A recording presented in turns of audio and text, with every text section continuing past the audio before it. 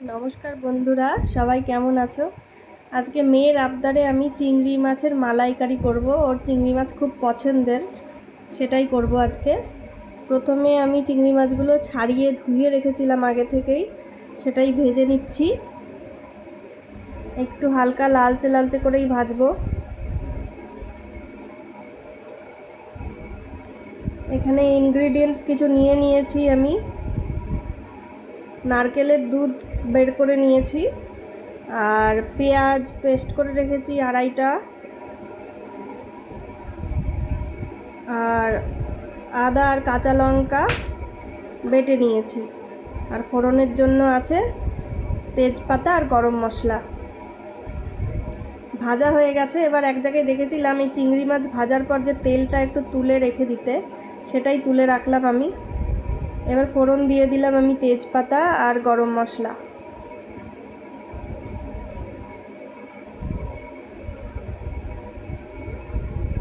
হয়ে গেছে। এবার এর মধ্যে আমি পেঁয়াজটা পেস্ট করে রেখেছিলাম, সেই পেঁয়াজটা দিয়ে দিলাম। আচ্ছা, আমি এর মধ্যে দইও দেব। সেই দইটা আমি প্রথমে নিতে ভুলে গেছি, আলাদা করে নিয়ে রেখেছি। ভিডিও বানাতে বানাতে কারেন্ট চলে গেছে, তাই জন্য কালারটা একটু অন্যরকম লাগছে। এই যে দইটা ভালো করে ফেটিয়ে নিয়েছি। আর এতে পেঁয়াজটা যখন হালকা ভাজা হয়ে যাবে, এতে কাশ্মীরি লঙ্কার গুঁড়ো আর একটু হলুদ গুঁড়ো দিয়ে দিয়েছি। আর লেগে যাচ্ছে বলে মশলাটা, তাই জন্য কড়াইয়ে আমি একটুখানি নারকেলের দুধ দিয়ে নাড়াচাড়া করে নিচ্ছি। যদি লেগে যায়, জল না দিয়ে নারকেলের দুধটা ব্যবহার করলে ভালো হবে। এর মধ্যে এবার দিয়ে দিলাম আদা কাঁচা লঙ্কা যে বেটে রেখেছিলাম, সেটা ভালো করে মিশিয়ে নিতে হবে। দেখো মশলায় তেল ছাড়ছে। তেল ছেড়ে দিলে এবার আমি ফেটিয়ে রাখা দইটা মিশিয়ে দিলাম। ভালো করে মিশিয়ে নেব সব মশলাগুলো।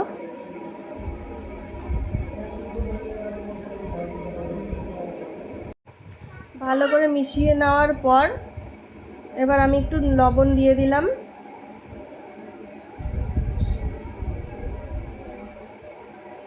দেখো এই মশলা থেকেও তেল ছাড়া শুরু করছে, তেল ছাড়া শুরু হয়ে গেছে ভালো মতো। এবার আমি এতে দিয়ে মিশিয়ে দিলাম নারকেলের দুধটা।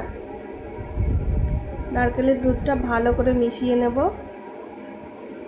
এত সুন্দর হয়েছে কালারটা, কিন্তু আমার এখানে লাইটের সে সমস্যার জন্য ভালো মতো মনে হচ্ছে বোঝা যাচ্ছে না। এবার ফুটে উঠলে ঝোলটা, এর মধ্যে আমি ভেজে রাখা চিংড়ি মাছগুলো দিয়ে দেব। তারপরে গরম মশলা গুঁড়ো করে রেখেছিলাম, সেটা দিয়ে দিলাম, আর একটু সামান্য ঘি দিয়ে দেব। দিয়ে ভালো করে মিশিয়ে নাড়াচাড়া করে মিশিয়ে নেব। তোমাদের কার কার ভালো লাগে এটা অবশ্যই জানিও। আমার চিংড়ি মাছ মানে আমার ভীষণ প্রিয়, সে যাতেই দিই না কেন, যেভাবেই রান্না করি। কিন্তু মেয়ের এই জিনিসটা খুব ভালো লাগে বলে এভাবেই আমি বানালাম। আমার মেয়ে বেশি বড় না, মাত্র 3 বছর 8 মাস বয়স, কিন্তু ও বোঝে টেস্টের ব্যাপারে। এবার নামানোর আগে আমি চেরা কাঁচা লঙ্কা দিয়ে দেবো। মেয়ে ছোট, খুব একটা ঝাল খেতে পারে না, তাই জন্য আমি কাঁচা লঙ্কাটা পরেই দিচ্ছি। ওই আদার সঙ্গে আমি 2টো কাঁচা লঙ্কা বেটে রেখেছিলাম, আর এটা 2টো চেরা কাঁচা লঙ্কা দিচ্ছি, তাহলে ঝালটা খুব একটা হবে না। হয়ে গেছে দেখো। এইবার যে ভেজে রাখা তেলটা ছিল সেটা আমি মিশিয়ে নিলাম। এটা মিশালে নাকি দারুণ টেস্ট হয়, তো আমি আজকে প্রথমবার ট্রাই করলাম এটা। তোমরা সবাই জানিও কেমন লাগলো। ধন্যবাদ, সকলে ভালো থেকো, সুস্থ থেকো।